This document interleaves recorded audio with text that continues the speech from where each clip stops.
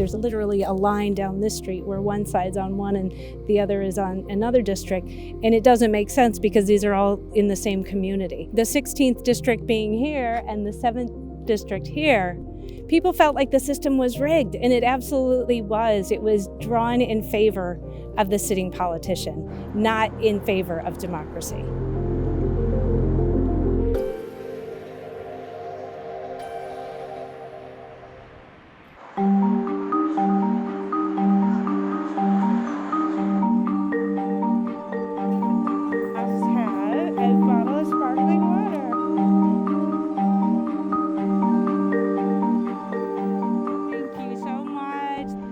When I was running, I would talk to the people and I would explain what I was running for, and they would say, I don't even know if I can vote for you. And I would literally have to pick up my phone and use an interactive map and go into the area to find out where the line divided. So I knew whether they were in district or out of district.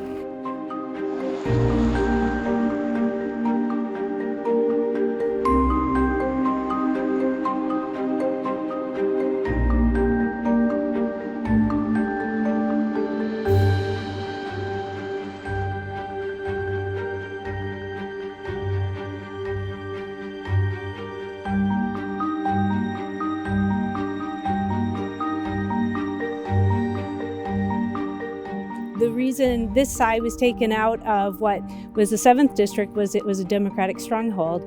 And so they literally drew a box around the borough and cut that part out so that it was safe for the incumbent.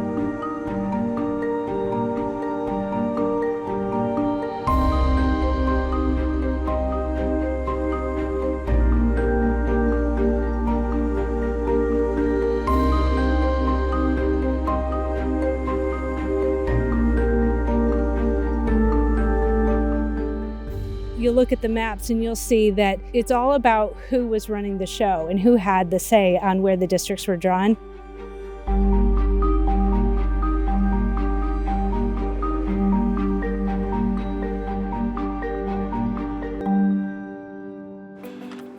Both parties certainly have been more than willing to pick up the gerrymandering pen when it served them.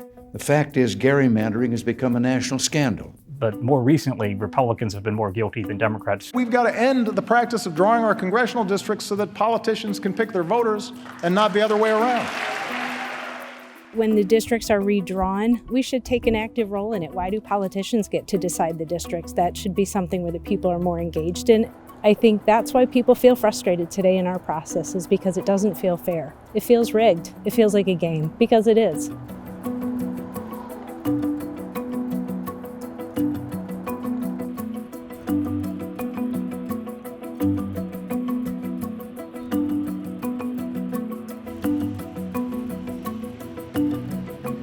My district went away because it was so unconstitutional. So I spent a year of my life running for a race that dissolved. And I'm very happy for the people because our districts now are more contiguous and they make sense.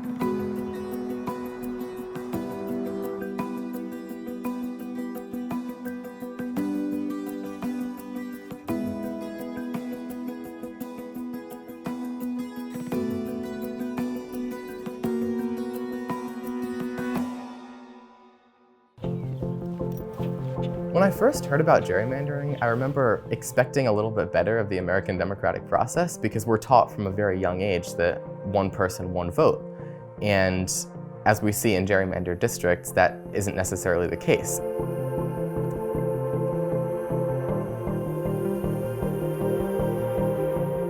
So I've got these 3 maps that I've pulled up. One of these is a Democratic gerrymander, one of these is a Republican gerrymander, and one of them is a competitive map that has 14 toss-up districts.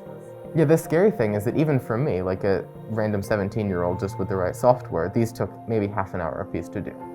And if you're a member of Congress or of the legislature who has better software and has been doing this for longer, they could probably pound these maps out in just a few minutes and draw hundreds of gerrymandered maps and just see which one they like the best. Maps today can be drawn with micro precision to produce exactly the result that people want.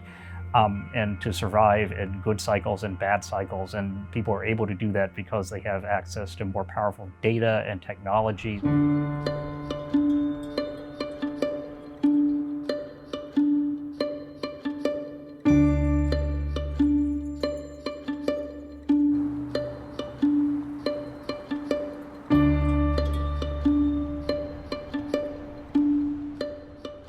There's an incentive in states like Texas and Georgia that are becoming increasingly competitive to put your thumb on the scale and try to undo some of the gains that happened for Democrats in recent years. There's a lot of danger in those states, mainly because they're single party control.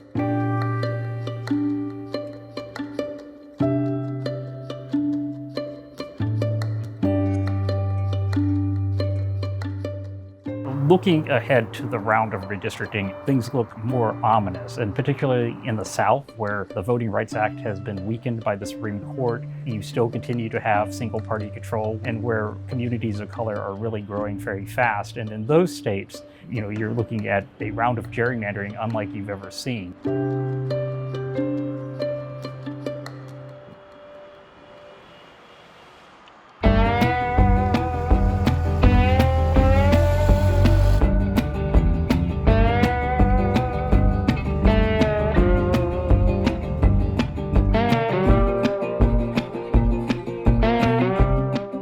I think gerrymandering is a threat to our democracy because it makes some votes count more than others. It divides people, it divides communities.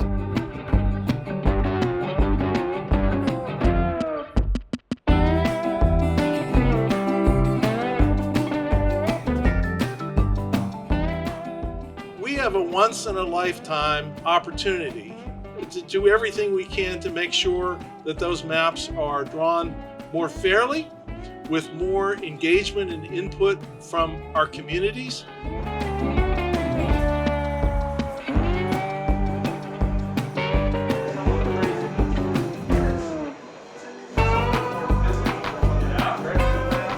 The core message that we want to bring to this process of redistricting is that it's got to reflect the interests of Pennsylvanians and their communities. There it is. We saved Allegheny County. What's it look like? That looks like a dog cage. Our hope this time around, unlike other times, is that it's a much more open and transparent process so people can understand what's going on and participate in the process.